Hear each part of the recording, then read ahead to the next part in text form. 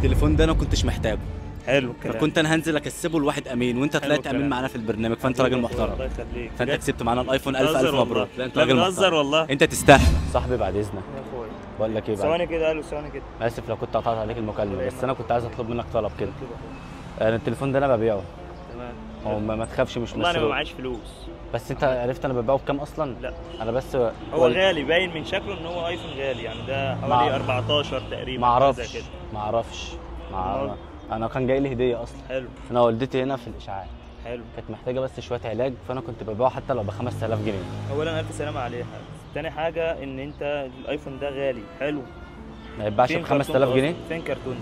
كرتونته عادي، افتح لك الاي كلاود بتاعه مفيش مشاكل. الكرتونه فين؟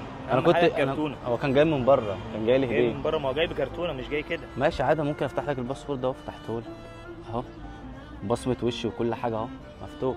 يا حبيبي ماشي، ما قلناش حاجه، بس دلوقتي المفروض ان هو ليه كرتونه. السعر ده شككني فيه. انت ممكن تاخده مني بالخمسه وانا هبيع لك ببطاقه، مفيش مشاكل. ما هو مفيش الكلام ده، مفيش حد بيبيع ببطاقه. ما انت بتتكلموا في حاجه ولا ايه؟ لا ده عاوز يبيع التليفون ب 5000. هبيعه له ببطاقه عادي عشان بس محتاج فلوس ضروري. معهوش كرتون. محترم. بس اقفل معاه دلوقتي وهكلمك بعدين. سلام. تقول ايه يا اخويا بقى؟ استنى كده، هات كده التليفون. بتعمل ايه يا اخويا؟ ايه ده؟